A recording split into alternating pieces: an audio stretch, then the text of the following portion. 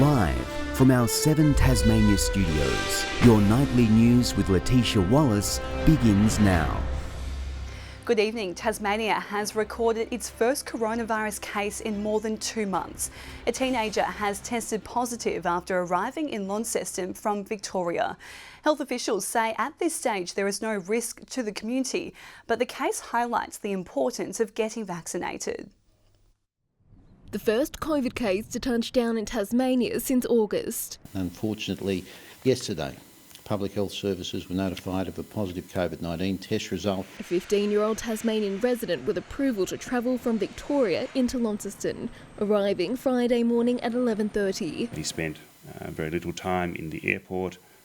He travelled with a family member to a family home and has stayed there. Until yesterday, his coronavirus test returning positive. Health authorities making the call to move the teenager and a parent to the Launceston General Hospital, presenting with mild symptoms. The transfer was recommended by Public Health following an assessment of the suitability of the quarantine residents and the potential risk to household members. Those family members now close contacts.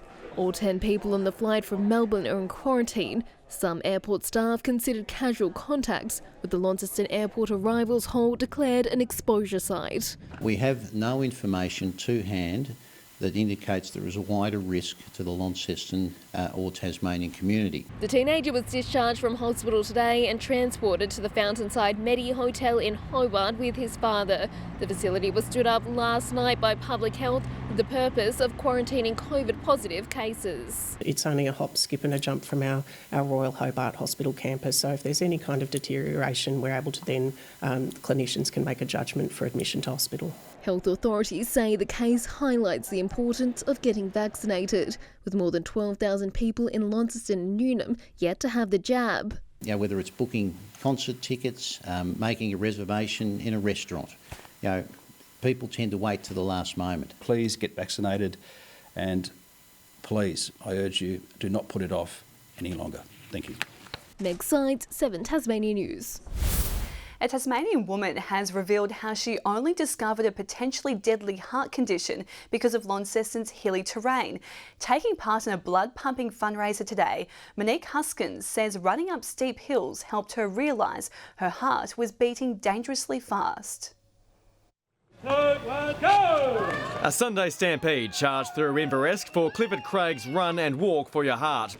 Ironically, it was this kind of exercise which triggered Monique Huskins to see a doctor when she felt like her heart was beating out of her chest. When I moved back to Launceston and hit the hills, I could really notice it then. Her condition meant her heart would race to nearly 250 beats per minute, when it should have been between 60 to 100 beats per minute. She put off seeing a doctor for nearly a year before finally receiving the treatment she needed. I hesitated and just sort of thought, it's just something ordinary. Today, she was among those heeding healthy heart advice by slinging on her shoes, alongside those going bare paw. Look at him, he's all dirty. He's the one pushing us.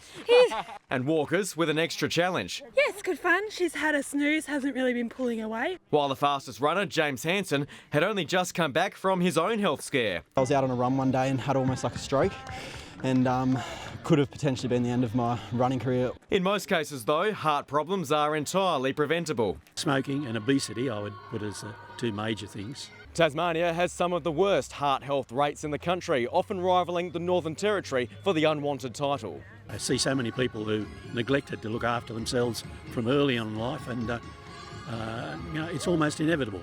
Tom Johnson, 7 Tasmania News. Some clever poochers have been showing off their sniffing skills at a popular Tasmanian venue, a local dog group pushing the benefits of scent training while also drawing customers to small businesses.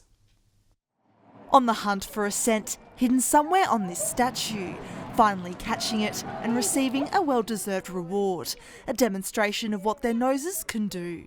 We put out hides which contain a certain oil or a certain smell, so we start off with sweet birch. And the dogs, we hide it and we tell them to find it. The idea is to slowly get them to identify the scent by rewarding them when they indicate that there's something there, and eventually they understand that once they can smell a certain scent, they'll get a reward for finding it. Scent work, now recognised as a dog sport by the Australian National Kennel Council, with trainers saying it's exercise for the mind just as important as physical. They have a lot of brain work out of it, so for a Border Collie like what I've got, it's quite involved for them, and you don't need to do a lot of exercise at the end of the day if they've done a lot of brain work. A 10-15 minute sniff is equivalent to about a 2-hour walk. The poochers showing off their scent detection at local hotspots, here today at Wicked Cheeses in a bid to attract some more customers. It is good, it is, because we've got a beautiful environment out there for them. The weather's not great, but that doesn't matter. The dogs are enjoying it. People come out and have a bite to eat, cheeses and coffees. Dogs have fun. Just to support our local businesses, we know they're doing it tough during COVID, so we thought if we can grab a coffee here and maybe grab a coffee up in Richmond, we know they're struggling with the lack of tourism, so we thought let's give back. Ruby Kamane, 7 Tasmania News. One of Australia's longest, oldest and coldest marathon swims in Tasmania has received significant national recognition. The Derwent Big River Swim has been inducted into the Australian Marathon Swimming Hall of Fame as a challenging event for the marathon community. The historic race begins from New Norfolk Bridge, stretching 34 kilometres to finish at Hobart's Tasman Bridge. 34 swimmers have already signed up to attempt the next swim in early December to mark its 50th anniversary. Around 120 Tasmanian women enjoyed a day of fashion and shopping to raise money for critically ill children. The What Women Want event putting on a fashion parade while hosting stallholders selling Tasmanian goods, fundraising to make sick children's wishes come true. The effects of our wish granting is just amazing. It helps our children face their treatments and their procedures so much better because they're looking forward to a precious wish. Make-A-Wish Hobart is currently working on granting 20 wishes. 5 Tasmanians have missed out on a chance to impress ahead of November's AFL Draft. Devils players Sam Collins, Oliver Davis, Tyler McGuinness, Jai Menzies and Ollie Sanders were meant to line up for the Allies today against South Australia, but they didn't travel to Adelaide due to COVID concerns. Their focus now turns to the local draft combine in a few weeks' time.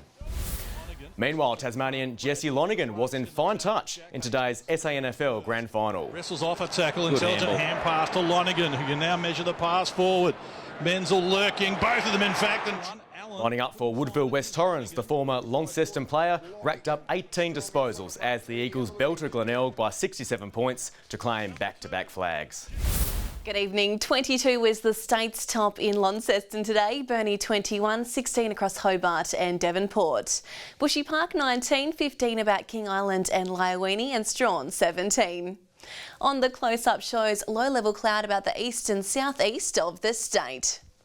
Further out, low-level cloud is seen over the south of the continent, reaching into New South Wales, and a small low-pressure system spirals towards Mount Gambier. Tomorrow a trough moves over Tasmania and Victoria, while a high dominates majority of the country. Northeast to northwesterly winds tomorrow 10 to 20 knots, swells up to 3 metres in the west and south and up to 1.5 metres in the north. A strong wind warning is current for western, northern and northeastern coastal waters from Lower Rocky Point to Wineglass Bay, and a minor flood warning is current for the South Esk River. Tomorrow's forecast now, showers developing across Hobart and Dover, 18 at Ouse. In the north, Launceston and Devonport showers, Scottsdale 13. Burnie and Stanley tomorrow 15, showers at Strawn. A shower or two across St Helens and Ross, Swansea 18. Looking ahead to the 3-day forecast, Tuesday showers more frequent about the west and far south. Wednesday showers clearing in the west and south in the morning with west to southwesterly winds. And Thursday showers about the west and far south throughout the day.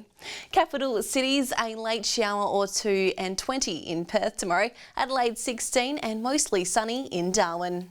And currently Hobart 13 and partly cloudy, Launceston 17 and Devonport 14 and sunny. That's all for weather tonight, Letitia.